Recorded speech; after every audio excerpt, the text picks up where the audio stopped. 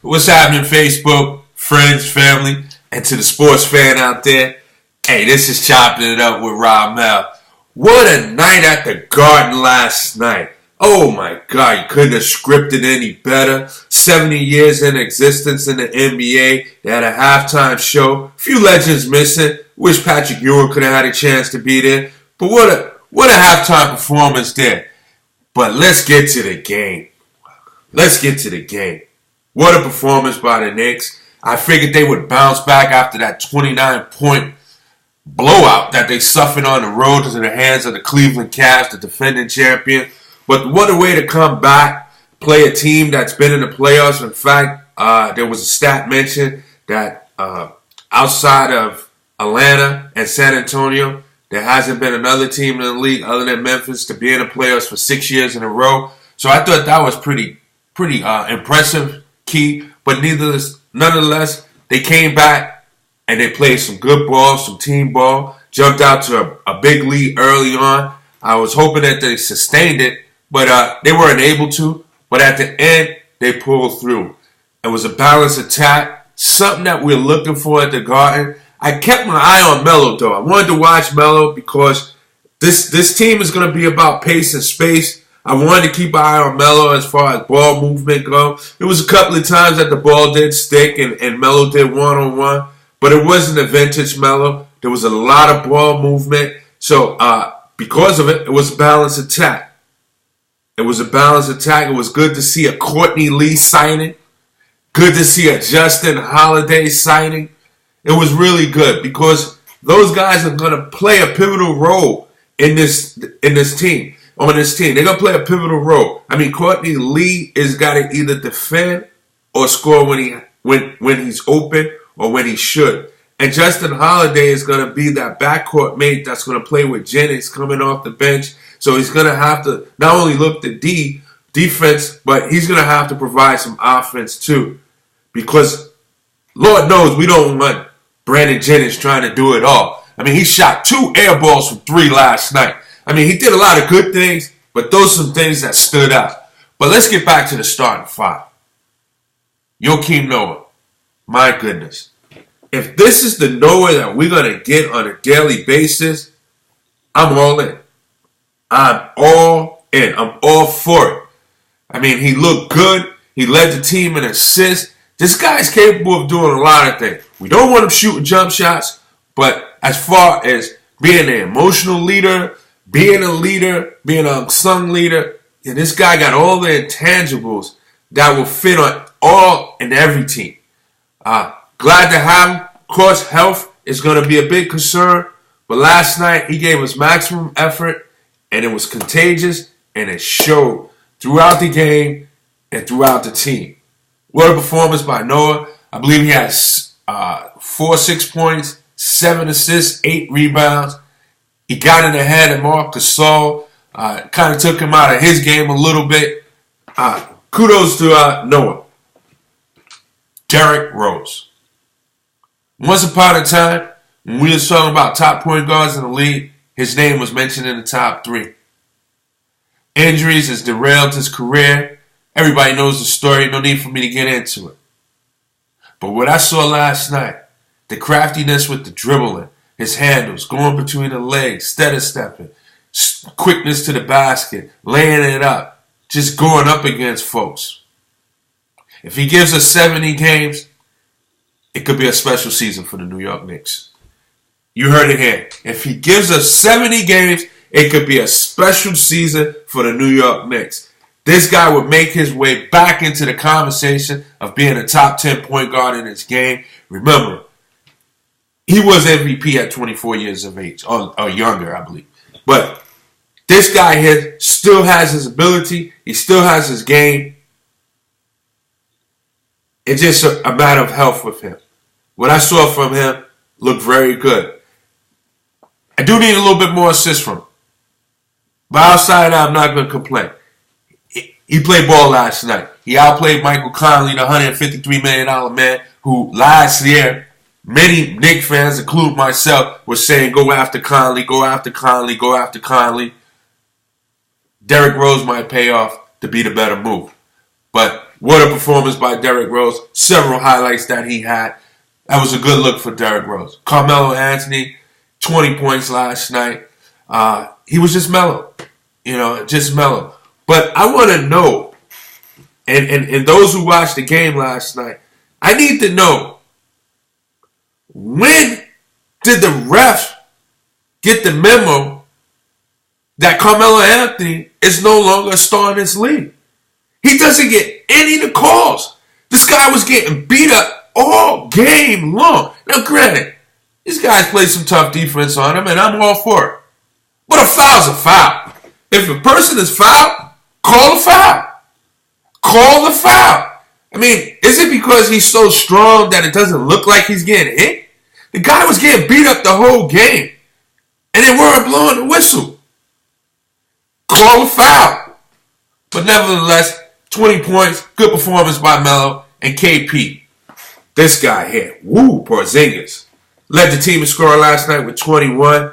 I saw some things, man, that 7'3" guys are not supposed to do, whether it's stealing the ball and leading the break and just laying it up some awkward kind of way. I mean, this guy here has a chance to be very, very, very special. Have a long career in the association, and maybe one of the better ones to come out from overseas when it's all said and done.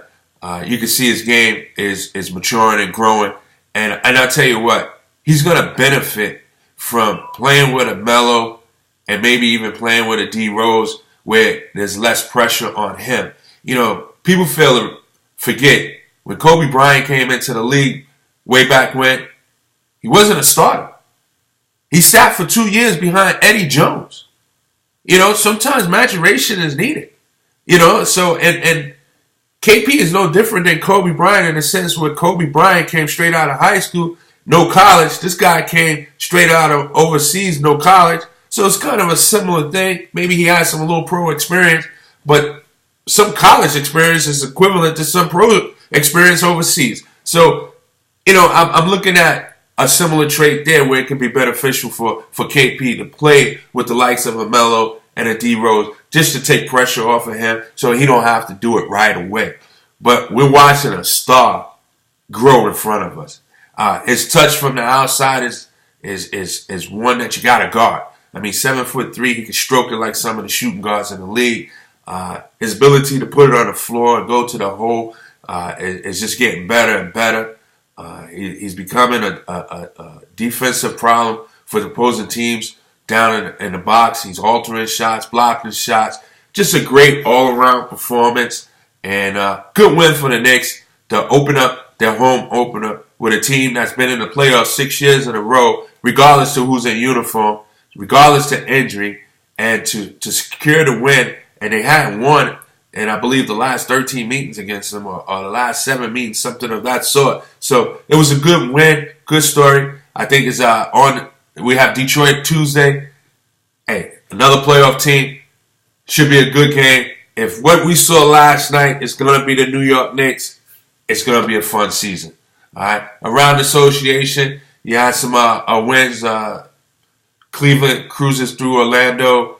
Atlanta Hawks finish their winning ways, and the Chicago Bulls continue to win. That's a team that I keep my eye on.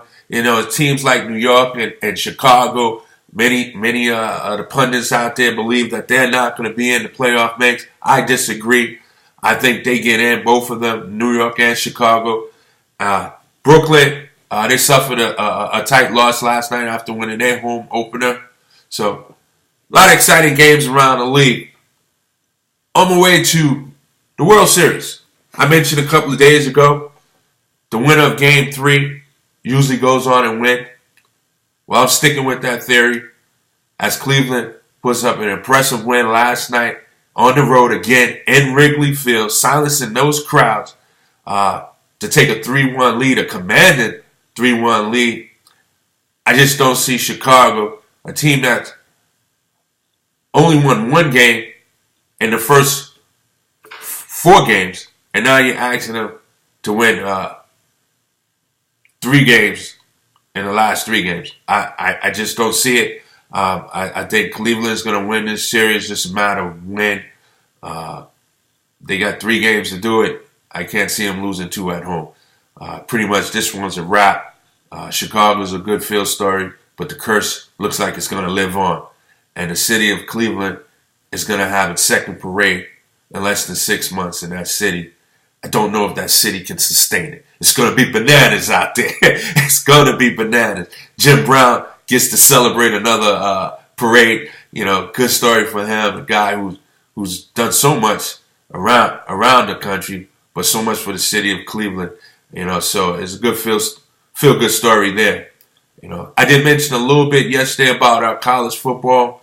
Alabama, the number 1 team, was off this weekend. 2 upsets in the top 10 to report. Baylor took a loss and Nebraska took a loss. The Nebraska game was not too much of an upset because they lost to Wisconsin. However, might have hurt their chances of run at maybe getting one of those Final 4 spots in the playoff. So we'll look at that down the road to come. But you had some impressive wins by Clemson, Michigan, Ohio State, Louisville. Some impressive wins. So I don't see any changes in the top 10 at all. But impressive wins in college football this weekend. And Penn State, I don't know if they're going to try to make a late run here. But after knocking off the number 2 team last week, Ohio State, they continue their winning ways with a blowout. So keep an eye on them. I think their defense is as good as anyone. I mean, they play a strong defense, And moving on to the Shield, the NFL that is. Some big games tonight. Today, I can't wait for the matchups. Of course, my Jets need a win, but I'm really intrigued by this Eagles-Cowboys game. This could be playoff implications. It could be very similar to a playoff game. So I'm hoping Jerry Jones do the unthinkable, and that's insert Romo into the starting lineup. If he's smart, he wouldn't. But for us Eagles fans, hey, we'll take an edge. We're on the road. So that's going to be it for today. Thank y'all for joining in with me. I'll be back at y'all tomorrow. Enjoy the slate of games that's on today in the NFL. And I appreciate you guys tuning in. Don't forget, send requests. There's been a lot of comments and certain things like that. I appreciate that. But get at me, man. Get at me. I'm doing this because I enjoy it. I'm doing it because I like it, and tell you the truth, I'm finding it to be fun. So, if you got anything you want to say, man, hey, go ahead at me, man. It's all good, man. Good or bad, whatever. I don't mind. Every response helps.